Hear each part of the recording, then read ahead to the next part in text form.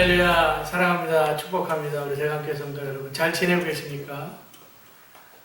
지난 일주일 동안 창고 이곳저곳에 있는 모든 쓰레기를 다 쳤는데, 제가 화요일날부터 오늘까지 다 쳤습니다. 지금 그래서 몸이 피곤하고 좀 힘든데, 그래도 하나님 말씀 듣고 또 저는 말씀 전하면서 피차에 서로 은혜 받는 귀한 시간 되기를 간절히 축원합니다. 오늘 우리에게 주신 하나님의 말씀은 창세기 35장 1절부터 5절까지입니다. 제가 읽겠습니다. 하나님이 야곱에게 이르시되 일어나 베델로 올라가서 거기 거주하며 내가 내 형 에서의 낯을 피하여 도망하던 때에 내게 나타났던 하나님께 거기서 제단을 쌓으라 하신지라. 야곱이 이에 자기 집안 사람과 자기와 함께한 모든 자에게 이르되 너희 중에 있는 이방 신상들을 버리고 자신을 정결하게 하고 너희의 의복을 받고 입으라. 우리가 일어나 베델로 올라가자. 내 환난 날에 내게 응답하시며 내가 가는 길에서 나와 함께 하신 하나님께 내가 거기서 제단을 쌓으려 하노라 하매 그들이 자기 손에 있는 모든 이방 신상들과 자기 귀에 있는 귀고리들을 야곱에게 주는지라. 야곱이 그것들을 세겜 근처 상수리 나무 아래에 묻고 그들을 떠났으나 하나님이 그 사면 고울들로 크게 두려워하게 하셨으므로 야곱의 아들들을 추격하는 자가 없었더라. 아멘. 하나님의 말씀입니다. 오늘 말씀 제목은 우리가 일어나 베델로 올라가자. 야곱이 형 에서와 화해를 한 후에 창세기 33장 18절에 형 에서하고 헤어지고 세겜 땅에 거주하며 살았습니다. 근데 창세기 34장에 보면 세겜에서 야곱의 하나밖에 없었던 딸 디나가 하몰의 아들 이름 똑같은데 세겜에게 강간당하는 사건이 일어나죠. 그래서 하몰은 이제 야곱에게 가서 이야기를 합니다. 우리 기왕 이렇게 된 거 내 아들과 당신 딸을 정식으로 좀 결혼시키자. 혼인 요청을 했고 야곱도 세겜에 있는 모든 남자들이 할례를 받는 조건으로 딸 디나와 그리고 세겜과의 결혼을 승낙합니다. 야곱도 하몰과 사돈이 되면 세겜 땅에 머물면서 그럭저럭 가나안 사람들과 이제 섞여 살려고 했는데 그 디나의 오빠였던 야곱의 아들이죠. 시므온과 레이가 자기 여동생인 디나가 강간당한 것에 대한 복수심이 불타서 세겜 남자들이 할례를 받고 막 아파할 때 사흘째 되던 때에 세겜의 모든 남자들을 다 칼로 죽이고 막 물건들을 노략하는 사건이 발생됩니다. 그게 이제 34장에 나와 있는 얘기입니다. 이렇게 하나님은 야곱의 가정에 위기가 오자 야곱의 집에 오셔서 야곱에게 오늘 말씀하시는 거예요. 1절에 그렇게 나오죠. 일어나 베델로 올라가서 거기 거하며 내 형 에서의 낯을 피하여 도망하던 때 내게 나타났던 하나님께 거기서 단을 쌓아라. 형 에서를 피해서 도망가서 첫 번째 잠잤었던 데가 베델입니다. 거기서 여기는 하나님의 집이다 하면서 꿈속에서 하나님 만나고 그리고 거기서 이제 베델에서 단을 쌓거든요. 거기로 올라가는 거예요. 베델로 올라가라고. 그래서 야곱이 이제 하나님께서 하신 말씀을 듣고 자기 집안 사람들을 다 모으고 얘기를 하죠. 2절에 얘기합니다. 이방 신상들 버려라. 그리고 자신을 정결하게 하라. 의복을 받고 입으라. 우리가 베델로 올라가자. 그러면서 내 환난 날에 내게 응답하시며 내가 가는 길에서 나와 함께 하신 하나님께 내가 거기서 제단을 쌓으리라. 이 말씀은 사실 창세기 28장에 만났었던 야곱이 하나님 만났었던 이야기들을 가족들한테 하는 겁니다. 그래서 야곱의 이야기가 떨어지자마자 가족들은 자기 손에 있는 모든 이방 신상들과 귀걸이들을 다 야곱에 줬고요. 그것을 세겜 근처 상수리 나무 아래 묻고 세겜을 떠나서 이제 베델로 올라가죠. 근데 하나님께서 세겜 사람들을 크게 두려워하게 하셔서 야곱의 아들들을 추적하지 못하게 하셨더라. 이게 오늘 5절까지 있는 말씀입니다. 오늘 말씀 제목입니다. 이거 일어나라. 세겜을 떠나서 베델로 올라가라. 베델로 올라가라. 이 베델에서 하나님은 야곱에게 약속을 하시죠. 창세기 28장에 나와 있는 얘기인데 돌베개 자고 잠자다가 꿈속에서 하나님 만나는데 내가 여기로 돌아올 때까지 내가 너와 항상 함께 하겠다라고 하는 그런 약속을 받아요. 그 약속을 받은 곳이 베델입니다.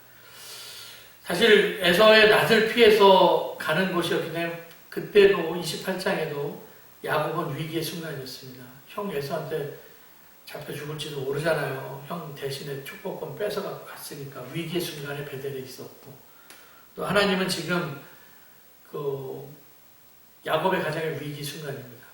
그러니까 전쟁이 세겜 사람과 전쟁 붙을 뻔했죠. 그래서 사실 이 베델이라고 하는 것 하나님의 집이라고 하는 뜻입니다. 베델이 하나님을 만난 곳인데 여기가 하나님께서 안전을 보장해 주는 곳이다.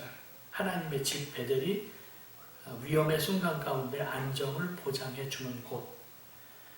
베델로 올라가라고 하는 하나님의 음성을 듣고 창세기 28장에서 만났었던 그거를 기억하면서 가족들한테 간증을 해요. 환난 날에 내게 응답하시며 내가 가는 길에 나와 함께 하신 하나님이 우리를 구해 주실 것이다 라고 하는 그런 메시지를 얘기를 하고 있죠. 지금 어려움을 당하고 있지만 환난 날에 응답하신 하나님, 나의 가는 길에 함께 하신 하나님. 굉장히 중요한 얘기입니다. 환난 날에 응답하신 하나님, 나의 가는 길에 함께 하시는 하나님을 믿고 베델로 올라가는 거예요. 지금 하볼의 복수가 아주 심각합니다. 야곱에게 무슨 대안이 있겠습니까? 지금 자기는 힘도 없고 백도 없고 군대도 없고 하나님 말고는 다른 대안이 없어요. 왜 우리가 이렇게 자꾸 잔머리를 쓰냐 그랬더니 너무 많은 대안을 갖고 있기 때문에 그래서 힘이 분산되는 거 아닙니까? 그래서 마음속에 두려움이 있는 사람은 생각이 많은 사람이죠. 그러니까 여러 가지 대안을 생각하는 거예요. 이것도 생각해보고 저것도 생각해보고 이것도 생각해보고 근데 딱 답은 없어요. 그냥 하나님 바라보고 베델로 올라가는 거 그게 정답입니다. 우리 여러분 여호사밧 같은 경우에도 아람 군대가 쳐들어와서 예루살렘 성을 포위했을 때 여호사밧의 대안은 딱 한 가지였습니다. 우리를 치러 오는 이 큰 무리가 큰 무리를 우리가 대적할 능력이 없습니다. 오직 주님만 바라봅니다. 나는 어떻게 할 수 없습니다. 이거예요. 오직 주님만 바라봅니다. 이게 대안이죠.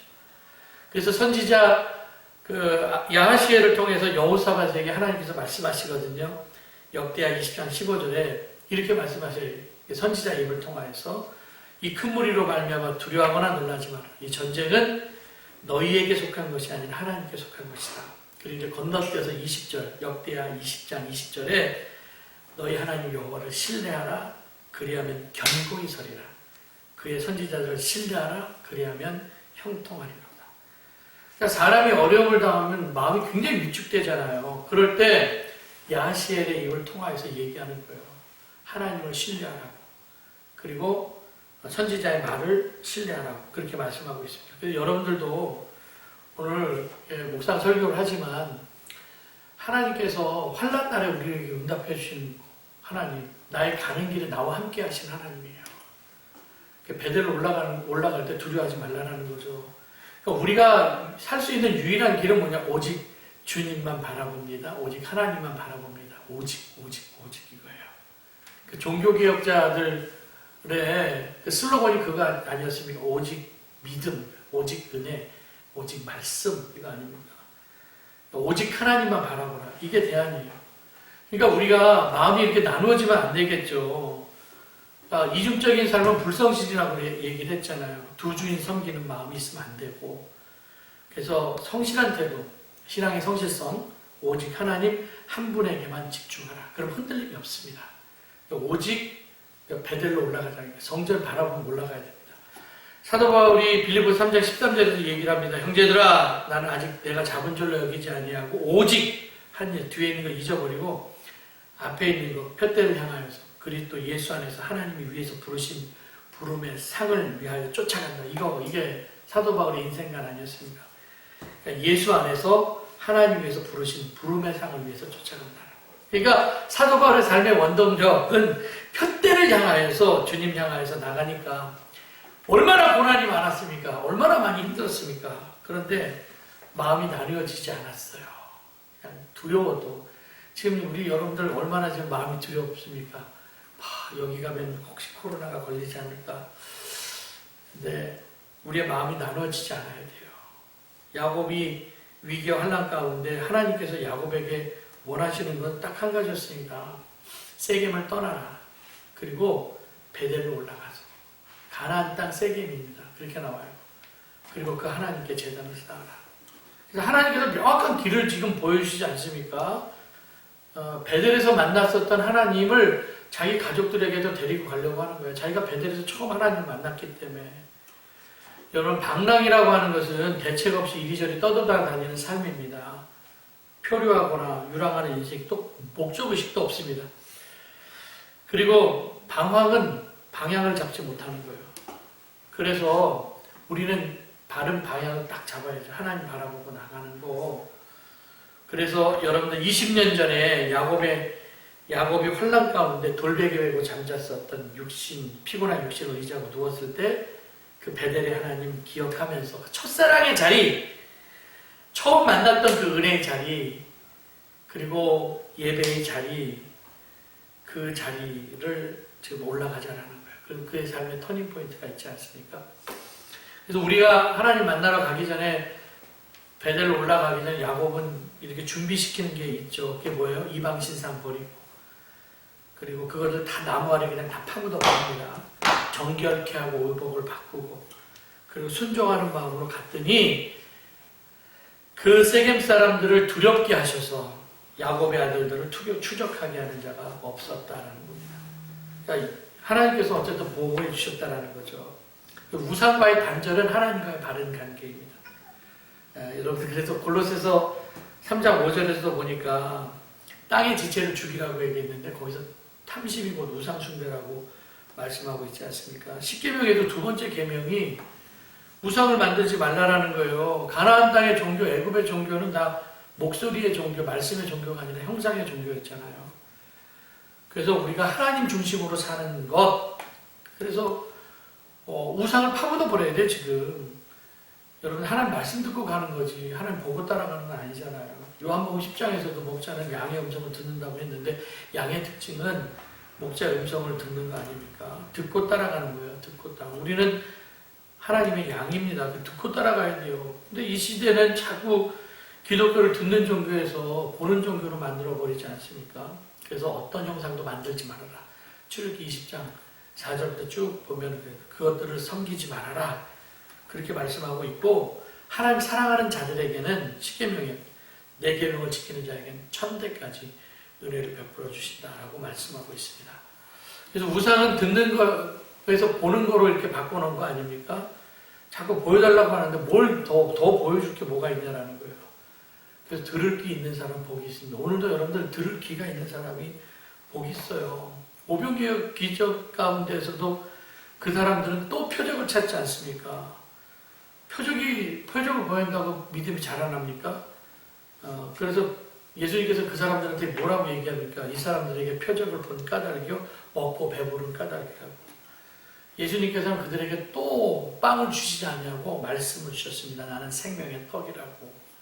나를 먹고 마시는 자가 영생을 얻을 것이라고 말씀하고 있거든요. 그래서 여러분, 우상숭배의 가장 전형적인 모습은요, 우리가 먹고 배부르기만 원하는 거 있잖아요. 먹고 배부르기를 원하는 거, 탐심.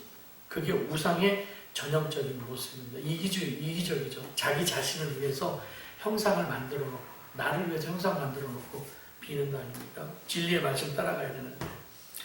이스라엘 백성들에게 광야 40년 동안 얼마나 많은 이적을 보여줬습니까? 매일매일 일어나는 표적 보면서 살았습니다. 육신적인 배고픔 해결하기 위해서 만나를 긁어 모았는데, 그렇다고 해서 그들이 그거 먹고 막 변했나요? 그래서 신명기에서 얘기하잖아요.